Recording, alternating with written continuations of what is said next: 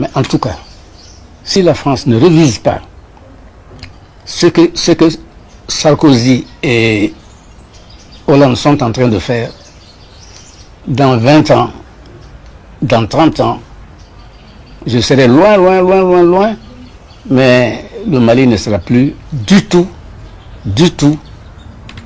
un pays francophone. Et la contagion aidant, on verra.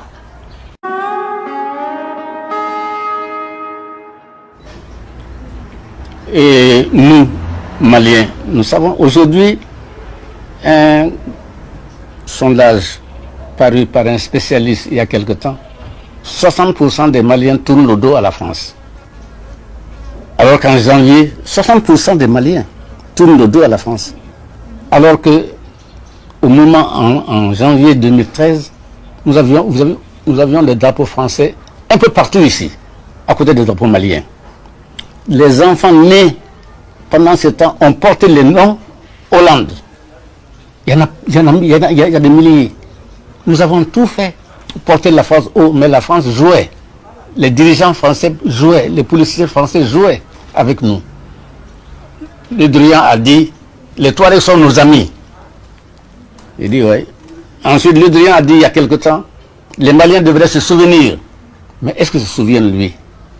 Les tombeaux des tirailleurs qui sont à Paris, qui sont un peu partout en France, ce n'est pas des Touaregs, ce n'est pas des gens du Nord, c'est des Koulibaly, des Diarra, des Traoré, des Ndiaye, des Gueye, etc. Il oublie. Est-ce que lui, il a de la mémoire? Est-ce qu'il y pense? Lui, comme Alain Juppé a dit, dès le début de la guerre, oh, les Touaregs ont marqué des points, il faut négocier. Quelque chose de préparé à l'avance. Faites un début, nous allons les pousser à négocier. Et vous aurez ce que vous voulez. Mais nous ne sommes plus des débiles, c'est fini. Nous ne sommes pas des naïfs, c'est fini. Nous ne sommes pas des infantiles, c'est fini. C'est fini, nous savons. Si le MNLA, c'est la France qui est derrière le MNLA, pas la France, les politiciens français, les Le Drian, les Alain Juppé, tout ça, ce sont eux qui sont derrière le MNLA. Il y a des écrivains français qui sont avec nous, avec le peuple, tel qu'un certain M. Boucher, j'ai lu ses écrits. Je ne le connais pas. Je ne le connais pas. Mais lui, c'est un Français. Les autres, c'est quoi? C'est des politiciens. Ils vont venir, ils vont passer, ils vont laisser la France et le peuple malien. Leur jeu est connu. Leur jeu est clair pour nous. Nous savons, mais qu'ils continuent. Ils auront peut-être une bataille. Parce que nous sommes faibles maintenant, nous n'avons pratiquement pas d'armée. Un général français a dit que l'armée malienne qu'ils ont trouvée est une armée déstructurée, démotivée, sous-équipée et minée par la corruption. Nous n'avons pas d'armée. Mais c'est une affaire d'un temps. Nous avons tout le temps, notre peuple a tout le temps pour se réarmer, pour se préparer et pour combattre. Combattre, c'est notre habitude. Nous savons ce que c'est combattre. Nous ne sommes pas nés d'aujourd'hui.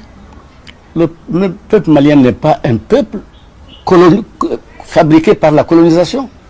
Mais non, mais non, mais non. Nous avons une histoire profonde. Vous savez, le grand Guillaume Bazoumana, le grand, m'a dit un jour, nous avons une musique qui a été jouée à Zoukaïnane. Je lui dis, ah bon? Elle dit, oui, cette musique s'appelle Baoudi. Vous savez qui était Zoukaïnane? C'est Alexandre le Grand. 3 siècles avant l'ère chrétienne, cette musique s'appelle Baoudi, chez vous aussi. Nous avons une musique qui a été jouée aussi à Soumaoro Kanté. Et cette musique s'appelle Chou, les chevaux.